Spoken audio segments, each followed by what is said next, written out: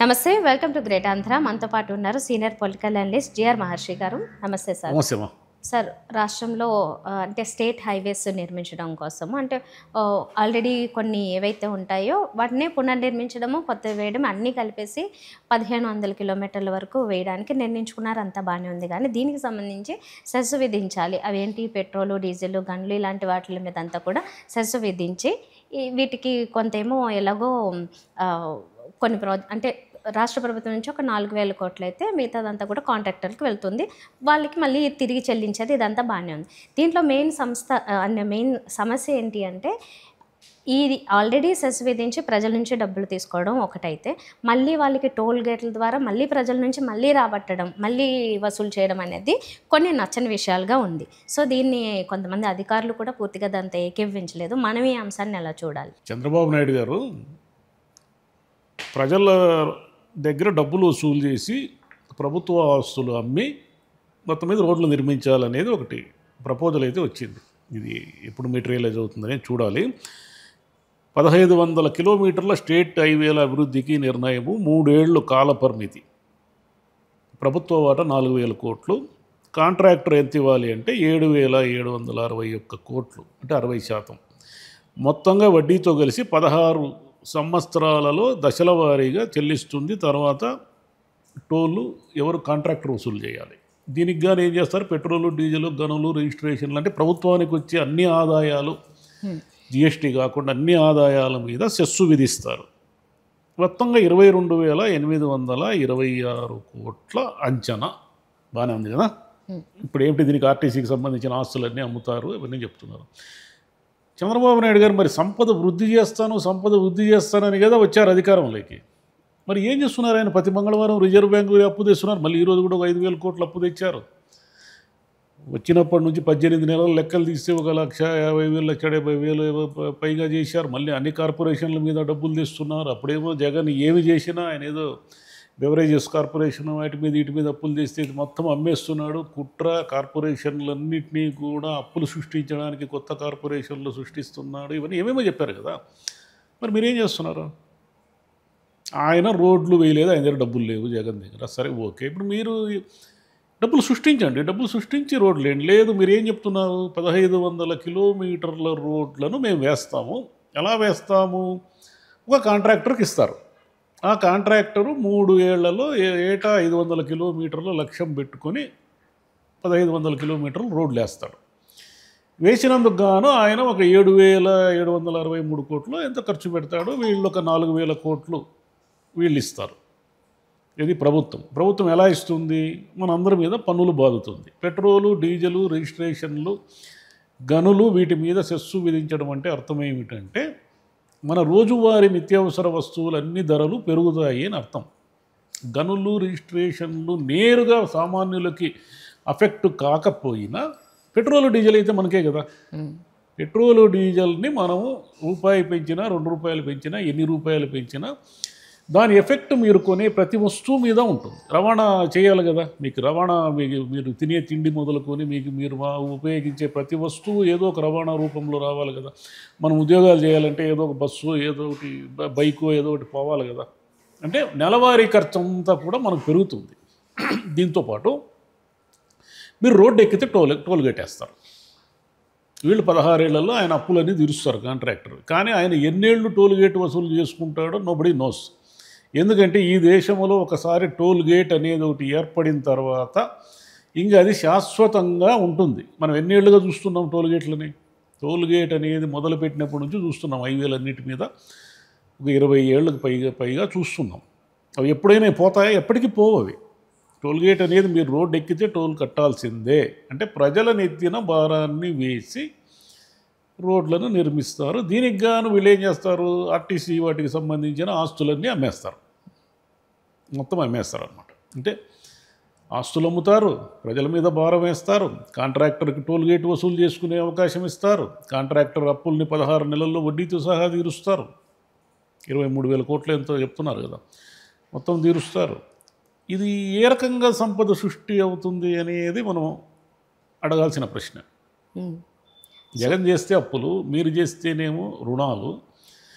జగన్ రోడ్లు వేయకపోతే నిర్లక్ష్యము, మీరు రోడ్లు వేయకపోతే విపత్తు కష్టాలు, మీరు కార్పొరేషన్ల ద్వారా అప్పులు చేస్తే అడ్జస్ట్మెంటు, ఆయన చేస్తే అమ్మేయడము, ఇదే కదా మీరంతా చెప్తూ వచ్చారు ఇంతకాలం. మరి మీరు ఎలా సమర్థించుకుంటారు దీన్ని? ఎక్కడుంది సంపద అభివృద్ధి? మీరు మొత్తం 99 పైసలు ఎకరా చొప్పున కుప్పలు తెప్పలు భూములన్నీ ఇచ్చేశారు.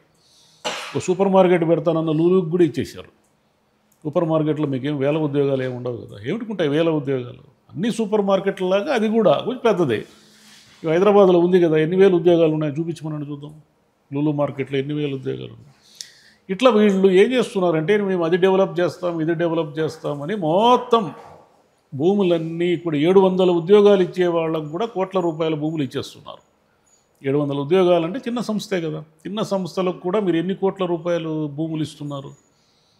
మరి ఇవన్నీ ప్రభుత్వ ఆస్తులన్నీ అమ్మేసి మీరు అభివృద్ధి అంటున్నారే, మీరు ఇది కాదు కదా చెప్పింది. మీరు అధికారంలోకి వచ్చేటప్పుడు ఏం చెప్పారు? సంపద సృష్టించడం నాకు తెలుసు తమ్ముళ్ళు అన్నాడు ఆయన. 18 నెలలైంది, ఎక్కడా సంపద సృష్టించిన దాఖలా మనకు కనపడలేదు. ఇప్పుడు కొత్తగా 1500 కిలోమీటర్ల రోడ్లు ప్రతివాడు, అంటే ఒక పాల వ్యాపారి రోడ్డు ఎక్కినంటే వాళ్ళకి ఏదో పాసులు ఇస్తారనుకోండి, ఎవరు ఇప్పుడు అన్నిటికీ ఉండవు కదా. ఇప్పుడు ఉదాహరణకు అనంతపూర్ జిల్లాలో ఒక పంట పండిస్తారు, పక్క జిల్లాకు ఇంకో జిల్లాకు హైదరాబాద్కు రవాణా చేయాలి, మొత్తం టోల్గేట్లు కట్టుకుంటూ రావాల్సిందే. వాడు చిన్న ఊరు నుంచి పెద్ద ఊరు వరకు బెంగళూరు హైవేకి టోల్ గేట్ కట్టడం అంటే మనకి ఎప్పటి నుంచో కడుతున్నాం, అలవాటు పడిపోయినాం. అట్టుండదు ఇంక మీదట. చిన్న చితక ఊర్ల వాళ్ళు కూడా టోల్ గేట్లు కట్టాల్సిందే. మీ రోడ్లు బాగుపడినాయి అంటే మీ రోడ్లు బాగు చేయడం మీ ప్రభుత్వాల ధర్మం కదా, అది మీరు కదా చేయాల్సిందే. మానెత్తిన ట్యాక్సులు వేసి, మానెత్తిన మొత్తం సెస్సులు వేసి, మాతో టోల్ గేట్లు కట్టించేసి, మీకు చూడండి బండి బ్రహ్మాండంగా పోతా ఉంది 60 కిలోమీటర్స్ 90 కిలోమీటర్స్ అంటే మీ ప్రభుత్వం కదా వేగంగా పోవాల్సింది. మేము వేగంగా పోతే మాకేం ప్రయోజనం? మాకు పెట్రోల్ ఖర్చు అవుతుంది. మీరు కదా వేగంగా పోయి ప్రజల్ని ముందుకు తీసుకురావాల్సిందే. రైట్. ఆల్రెడీ కొన్ని చోట్ల చిన్న ఊర్లు అంటే పక్క నుంచి ఆ పక్కకి వెళ్ళేటప్పుడే కూడా టోల్ కట్టాల్సి వచ్చిన పరిస్థితులకి కొన్ని చోట్ల చూసాము. పెద్దగా హైలైట్ అవ్వలేదు, గతంలో కూడా ఉన్నాయి. ఇప్పుడు ఇంక ఇవన్నీ జరిగాయంటే ఇంకా ఎక్కువ ఇబ్బంది పడిపోతారు. పక్క ఊరు నుంచి పక్క ఊరికి రావడానికి కూడా అస్తమానంతంత టోల్ కట్టుకోవాలంటే పెద్ద సమస్య అయిపోద్ది. అంటే వాళ్ళకి ఏదో పక్క ఊర్లో వాళ్ళకి పాసులు ఇవ్వడము ఇలాంటి ఏదో వెసులుబాట్లు ఉంటాయి. కానీ ఒక్కటి మాత్రం గుర్తుపెట్టుకోండి, ఒకసారి రేట్లు పెరగడం అంటే పర్మనెంట్, రేట్లు తగ్గడం అనేది చరిత్రలో జరగదు. రూపాయి పెరిగితే 10 పైసలు తగ్గిస్తారు. టోల్ గేట్ ఒక్కసారి రోడ్డు ఎక్కితే టోల్ గేట్ అనేది రూల్ వస్తే అది 10 ఏళ్ళ 16 ఏళ్ళ 36 ఏళ్ళ అనేది ఎవరికీ తెలియదు. మన జనరేషన్ల తర్వాత జనరేషన్లన్నీ టోల్ గేట్లు కడుతూ ఉండాల్సిందే. సరే, మనం ఎట్లాగో అన్నిటికీ అలవాటు పడిపోయినాం, ట్యాక్సులు కట్టడానికి టోల్ గేట్లు కట్టడానికి అన్నిటికీ అలవాటు పడిపోయినాం. కానీ మరి మన సంపద ఎప్పుడు పెంచుతారు? ఇక్కడ మొత్తం అమ్మేస్తున్నారు కదా ప్రభుత్వ ఆస్తులన్నింటినీ. మిమ్మల్ని అన్నింటినీ ధర్మకర్తలుగా కదా మేము పెట్టుకున్నాము. ప్రభుత్వానికి మీరు ముఖ్యమంత్రులు ఇంకోటో అంటే అర్థం ఏమిటి? మమ్మల్ని టేక్ కేర్ చేయాలి, మా ప్రయోజనాలను పరిరక్షించాలి అని కదా ప్రభుత్వాలను పెట్టుకున్నాను. మీరు మొత్తం ప్రభుత్వ ఆస్తులన్నీ అమ్మేస్తున్నారు.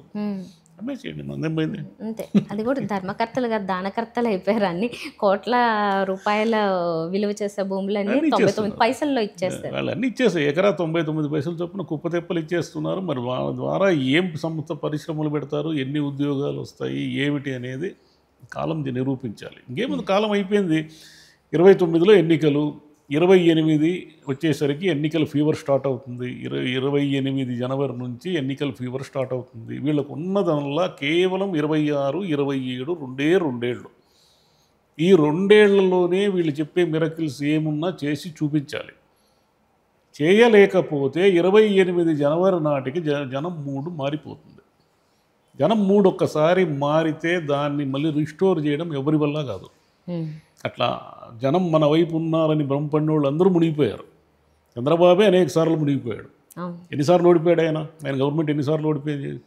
మన లెక్కలు తీస్తే తెలుస్తుంది మనకు. అవును, ఓకే. మొత్తానికి దీని పర్యవసానాలు ఎలా ఉంటాయి, రేట్లు ఎలా పెరిగిపోతాయి అన్నది అయితే అది ఇంప్లిమెంట్ అయిన తర్వాత జనానికి కాస్త అప్పుడు తెలుస్తుంది. ఇప్పుడు జస్ట్ పెట్రోల్ మీద డీజిల్ మీద పెరిగితే మనకేముంది, మనం వాడట్లేదు అనుకుంటే అది వేరే విషయం.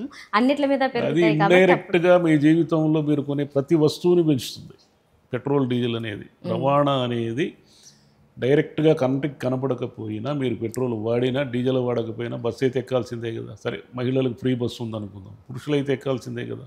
బైకులు అయితే రావాల్సిందే కదా, కార్లు అయితే వాడాల్సిందే కదా. ఇవన్నీ మినహాయింపు ఎలా వస్తుంది? మీరు రిజిస్ట్రేషన్ అంటే ఏదో ఒకటి కొన్నప్పుడు రిజిస్ట్రేషన్ చేయించుకోవాల్సిందే కదా. గనుల మీద సెస్ అంటే అర్థం ఏమిటంటే గనుల మీద వచ్చే దాని మీద మనకు తెలియకుండా చాలా వాడుతుంటాం మనం. మరి ఇల్లు కట్టేవాళ్ళు ఇనుము, స్టీల్ ఇవన్నీ వాడతారు కదా. ప్రతిదానికి మనం ఏదో మనకు తెలుసో తెలియక డబ్బులు కడుతూనే ఉంటాం. కనపడవు, కంటికి కనపడవు. రైట్ సార్, చూద్దాం ఏమవుతుందో. Thank you. Thank you.